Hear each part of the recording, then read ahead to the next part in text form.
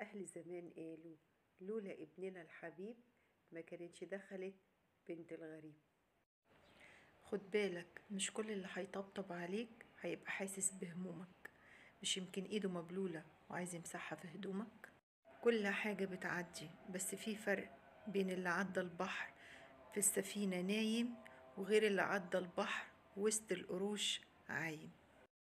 حافظ على مراتك واوعى تعيب فيها، عشان المثل بيقولك اللي جوزها يقول عليها عورة كل الناس تلعب بيها الكرة. بطل تفتح صفحة جديدة مع الناس اللي متعودة تشغبك كتير.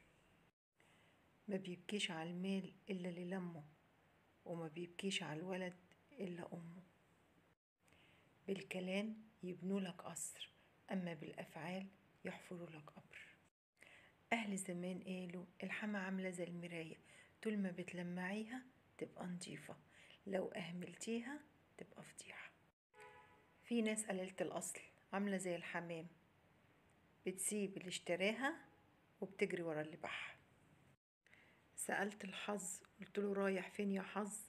الرايح لعفنتهم. قلتله الحلوين يا حظ؟ الكفاية عليهم حلاوتهم. دايما الدنيا بتمشي مع الناس العوجة وبتدي ظهرها لولاد الأصول. أسوأ أنواع البشر اللي في أحزانهم فاكرينك، أما في أفراحهم نسينك. خدوها قاعدة في حياتكم، الشيء اللي هيتعبكم ومش هيسعدكم بلاش منه. أهل زمان قالوا إن قراصتك الحية خاف من ديلها. أهل زمان قالوا دلقوا القهوة من عماهم وقالوا الخير جاهم. الشبعان بيخدم الكل عشان متربي على الشبع، أما الجعان بيخدم